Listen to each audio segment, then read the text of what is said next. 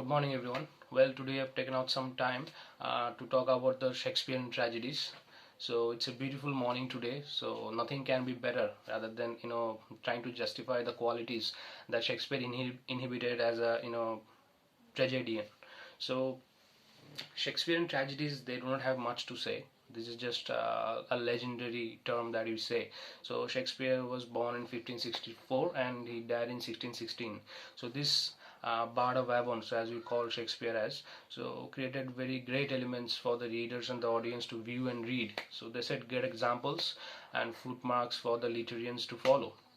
So generally we talk about the tragedies, the first thing that come in our mind is the tragic end, the climax, the rise of a hero, and then the fall again. We'll try to bring about a certain interpretation so that the students get benefited from this video and they understand the basic instinctive qualities of Shakespeare as a tragedian. So generally there cannot be differentiation between this tragedy and that tragedy, but people generally create such differentiation from their fascinations towards Shakespeare.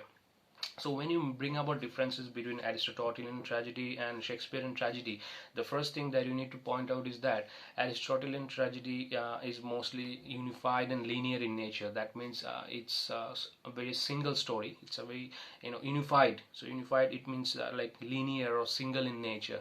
So you do not have much of deviation. You do not have much of transformation from one story into another, right?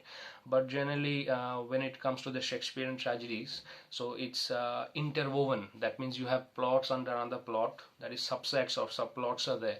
So that is the greatest speciality and instinctive feature of Shakespearean tragedy.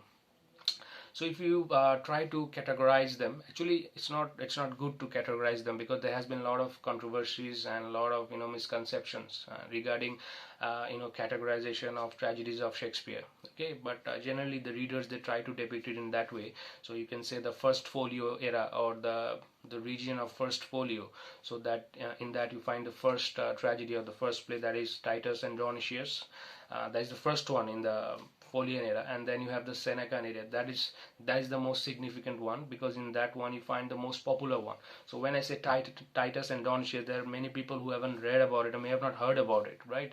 So when we generally come about our research about Shakespeare, you need to bring them. But generally when people are not bringing about such research, you hardly do not hear these names. Yes, but when you talk about the Senecan era, you find the popular tragedies like Macbeth, Julius Caesar, Hamlet, you have Othello, then you have various tragicomedies as well. So when I say tragicomedy, that is a mixture of both tragic elements and comedial elements.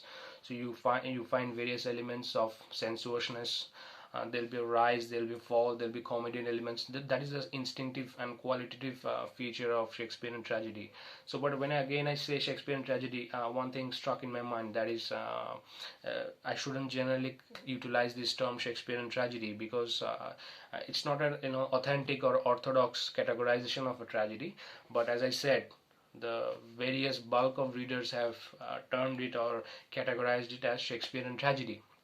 So when I say about the Shakespearean tragedy, there are elements of foul play, betrayal, the rise of a hero. That means you're soaring in the air, okay, and then you fall back to the ground, okay.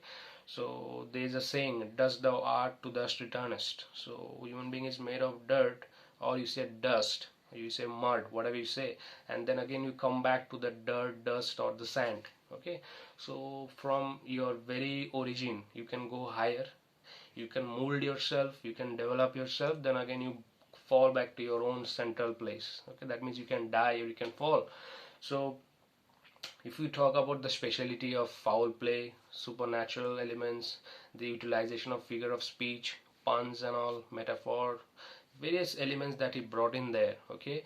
Then you talk about the extramarital affairs, okay, the climax and anticlimax, they become very, very interesting to make the hero a more heroic element. So a hero is already a person who has heroic element, but it is the quality of Shakespeare that brings about more instinctive beauty into that hero and makes him more heroic in nature. So when you talk about Julius Caesar, so you see Caesar is a very dedicated, or you say ambitious ruler. So when I say ambitious, actually generally this ambitious ruler is like of he had certain quality of being a dictator. So I'm talking about an era which is at least 1000 years earlier from now. That is in reality that happened in Italy or Rome. Okay, so in his capital he used to go and used to rule. Okay, and used to bring about proper justification. But the thing is that he had many enemies, and it's nothing very unnatural. You're not having enemy as a king or ruler, and when you're a dictator, you will have many people to say something against you, because you are curbing the rights of democracy. You are not allowing the people to speak, so naturally your freedom of expression and speech is curbed. That means you'll have people to say something against you, and there'll be people who are ready as a hyena to kill you. So there's a saying that he had been stabbed 23 times. So you see, when I say stabbed 23 times, it's not very low. That means you can understand the conspiracy was very strong. There were people who were conspiring long time ago. The Casca bring out the first stabbing, and then you have Brutus, who was a very noble man and a great friend of Caesar too. So the term "et to Brute," that means you too, Brute. That means he never expected Brutus to be one of them to come and stab him. He was a dear friend, a loyal friend. Okay, and he was also a very strong person in the ruling segment of Julius Caesar. He was a very trustworthy man, and people liked him as a noble man. He had a great fan follow. So if you say who can be the alternative of Julius Caesar, you can have Antony and Brutus. But Brutus had more speciality as a king, or to be the next king. Okay, but you see, when people conspire against you, you do not know, because they're hatching the plan behind you, right? So you are just in your origin, you are in your center, you're doing your work, okay, your daily justifications, your work and activities, but behind your back people are ready to stab you. So that same thing happened in Julius Caesar, and the quality of Shakespeare is that he brought out these elements in such a way people loved it from the core of their heart. So you see the Ides of March, that is 15th of March. Sometimes the French itself they say today's Ides of March. So the soothsayer bringing our soothsayings, then you have bringing out good elements of mixture of proper proper tracks are coming up with plots. So when you have tracks and plots, that means plot inside a bigger plot. So those can be termed as tracks in literature, right? So Julius Caesar was murdered in the capital.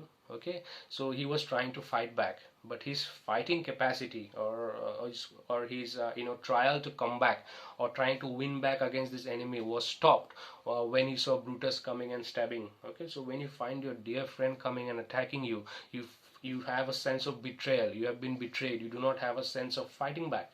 So that you see our king has risen and then he has fallen back again. So that has been well justified by the quality of writing of William Shakespeare. So we all know he's the father of English drama. Then we have Henrik Ibsen as